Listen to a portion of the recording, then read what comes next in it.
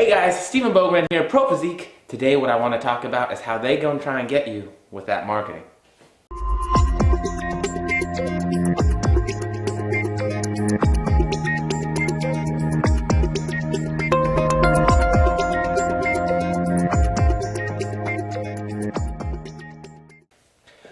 Alright guys, so what's up everybody?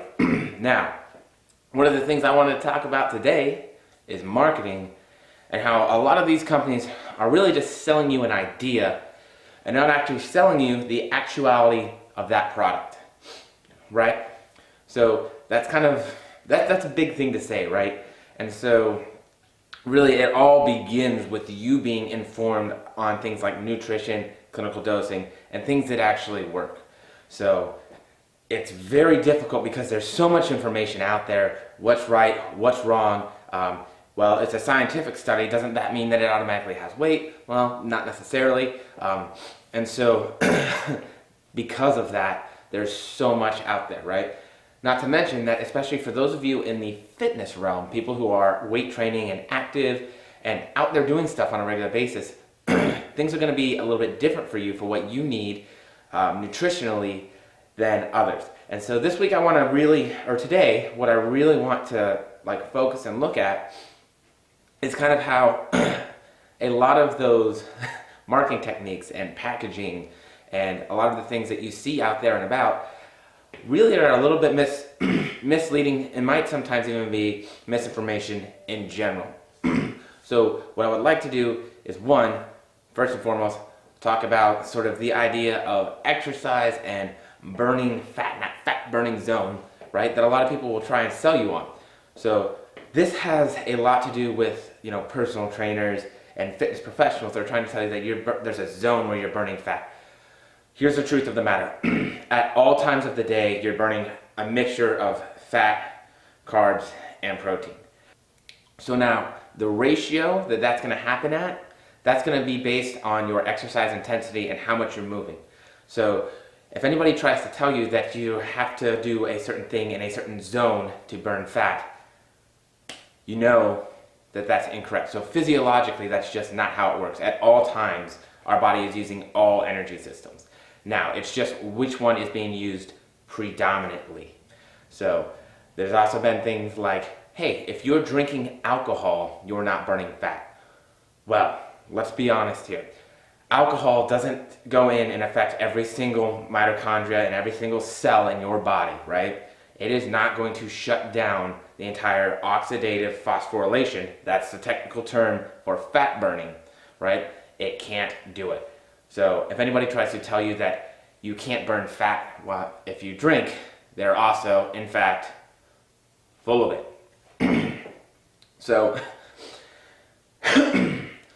this is one of those reasons why it's important to be at least a little bit informed and educated on what is going on within your body so that you can make proper choices. So if somebody's trying to tell you something that you know physiologically is impossible, right? It just doesn't happen, it just doesn't work that way. Well, then what we want to do is go ahead and probably take ourselves away from that person as a reputable source of information for our health and wellness. Number two, the big thing, and this is one of the things I see a lot because it's nutritional, it's in the grocery stores, right? It's these high protein options, right? So the RDA for protein is pretty low because, and this is why, because it's meant for people who are not active. So if you're not active, getting 80 to 90 grams of protein a day in total is probably going to be okay. But if you are active, if you're lifting weights, if you're doing muscle damage, if you're trying to get muscular hypertrophy, that's going to be on the low end for what you need to be able to get those results that you're looking for. So if you have a high protein snack and it has 8 grams of protein per serving, well, that's not really high protein. It's most certainly not enough protein to stimulate muscle protein synthesis or muscle growth and repair nutritionally. Nutritionally, if say you're probably around my weight, 180 pounds, you're going to need roughly 30 grams of protein, give or take. And that's going to be based on the leucine content as well, because leucine actually goes into something called the AKT and mTOR pathway. So it essentially kind of gets with this other thing and then allows protein synthesis to keep going. And that's obviously a very simplified way, but I don't want to go too far into it.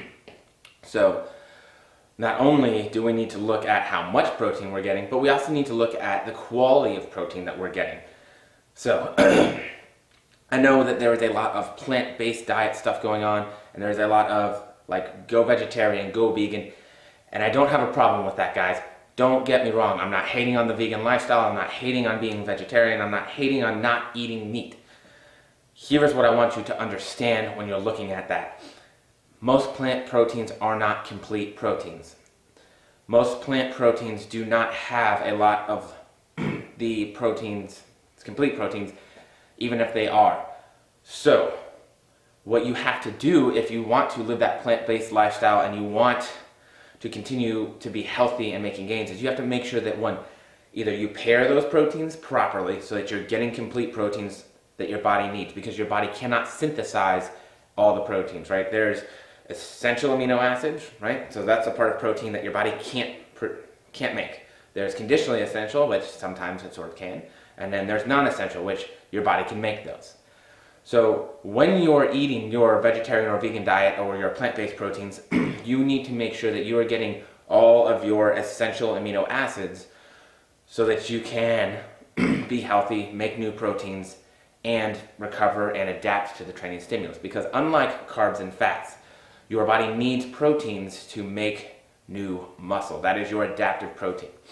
So understand that the amount of protein that you're going to need during each meal is going to be based on your body weight, or your at least lean body mass, and it is going to be based on the range of amino acids, which is what proteins are made out of, and how much those essential amino acids are in said protein meal.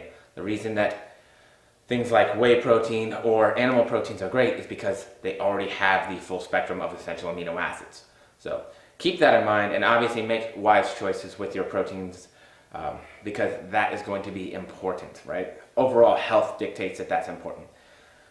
So this is the third thing, and really the last thing I'm going to talk about today before I start rambling on too much, and that is being able to fact check stuff.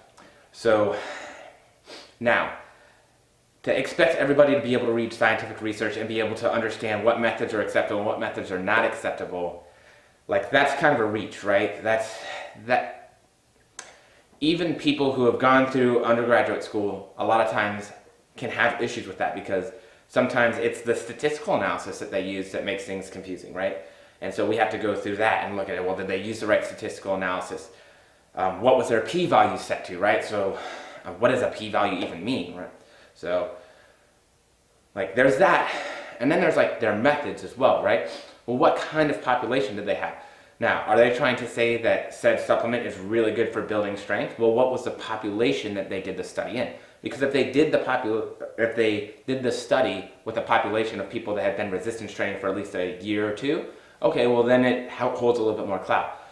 But if they didn't have any kind of specification for whether or not those people in the study were supposed to be resistance trained and having lift, or having done those lifts for an extended amount of time, well, then we know that that study is probably not going to really show that much in a population of trained individuals. So what we want to do is be able to look at the information that they're providing us and then be able to decipher that as to whether or not it is legitimate for our purposes. So because to say that, hey, if these people go and take this supplement and then they lift, they get stronger. Well, of course they're going to get stronger, right? They haven't been lifted. Like, that's just kind of how it works. Now, if you take that and go look at people who have been lifting for 2 years and then give them a similar program and said supplement or whatever it might be that they're arguing for, we might not see that same difference. And chances are we're definitely not going to see as significant of a difference. So these are all very small things that we want to be aware of when people try and market stuff to us, right? Because everyone wants to sell us something. I want to sell you something. However, the difference is whether or not that something actually works, and whether or not that something actually works long time and actually preserves your health as well. that is why it is important that we're able to sort of look at that and look at the marketing and what people give to us, like, because people show you what they want you to see, right? So I can show you this, but have something hidden behind my back the entire time. And so it's important for us to be able to think critically about things and to be able to do research and to really look more into it, because at the end of the day, we've got one shot at this thing called life. You know, this body, like, yeah, science is getting good at replacing parts of it, but we only have the one, and we want to take care of it as much as we possibly can.